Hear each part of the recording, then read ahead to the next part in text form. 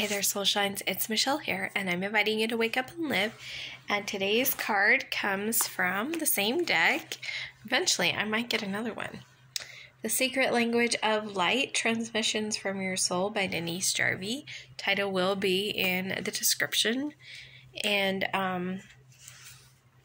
my daughter actually pulled the card for us today, so here is the card.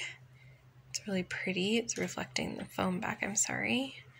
Notice the symbols. Notice that the number 7, maybe something about the yin yang is something you need to receive today, or the directions that it's in, or like I said, the card number 7, and it is nothing has gone wrong. That is the message for today. Nothing has gone wrong.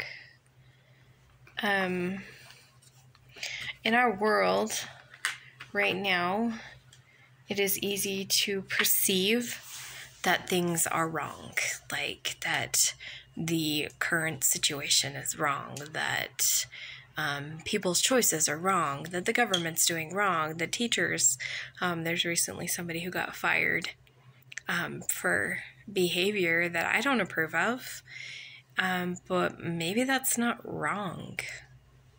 And I'm not saying that to be, to say that it's okay that these things are happening, per se, but everything is happening for a reason.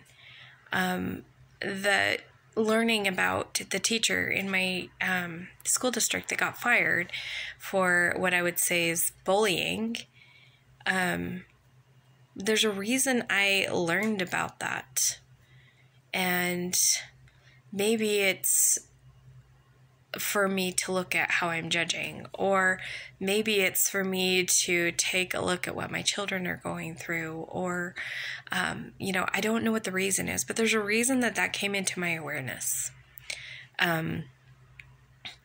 There's a reason that the things are happening in the world, and I don't have this all-knowing perspective on things. I don't know the bigger picture, and so for me to judge that as wrong isn't probably my best move. To decide what is right or wrong is basically like me saying I'm playing God, and I'm not referring to the way where people are saying we're all God or whatever.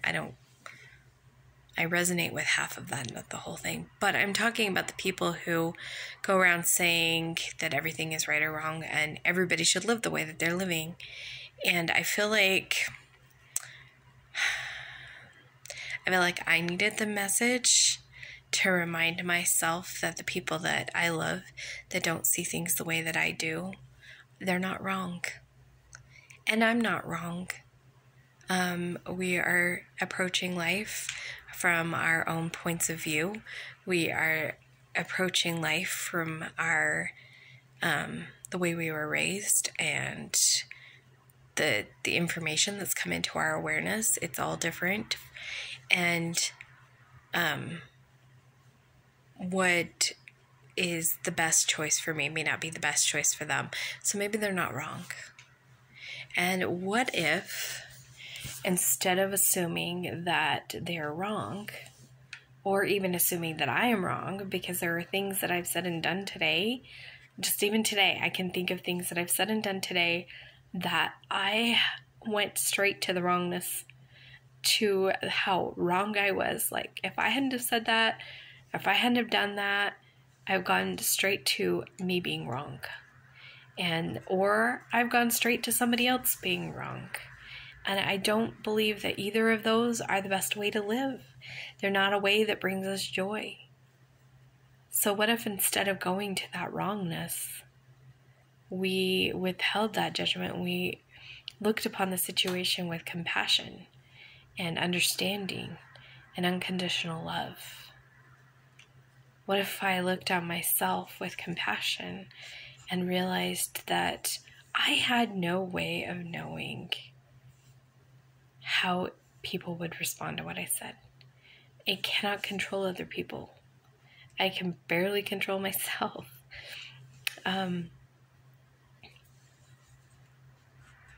it reminds me of a story. The story came to mind earlier today, so I think it's really important to think about.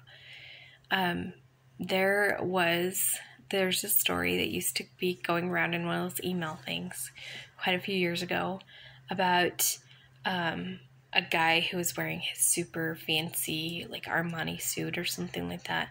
And he was getting frustrated because somebody was splashing water on him, and he was getting mad at people, like, why are you letting your kid splash water on me?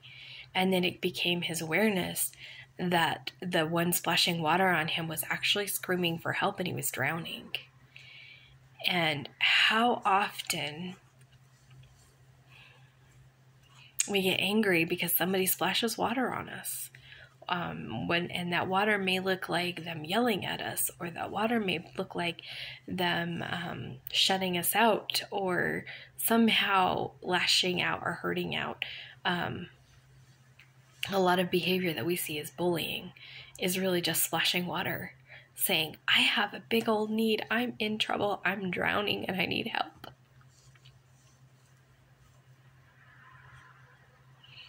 And what if instead of going to the wrong and saying that that person is wrong or that we're wrong, we recognize that there's an unmet need and that person is drowning and asking for help?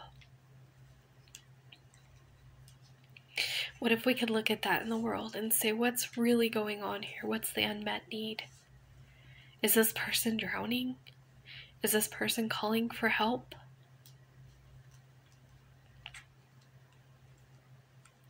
I know that I get to look at my day today and reevaluate it and change my perspective on a few things and realize that we're all just trying to survive this experience. We're just all trying to make the most of it right now. There's a lot of controversy going on in the world. There's a lot of things that people get very passionate about. Why are they getting passionate about them in a way that may not be the most peaceful solution? It's because they have a fear or a hurt underneath, and they don't know how to deal with it and may not even realize they're feeling it. Like, I have a big fear of losing some freedoms. And so I respond. So other people have other fears that they're responding from, and that's okay. So that's my message for you guys today. Remember to let your light shine big, bright, live, and beautiful, and I'll see you guys next time.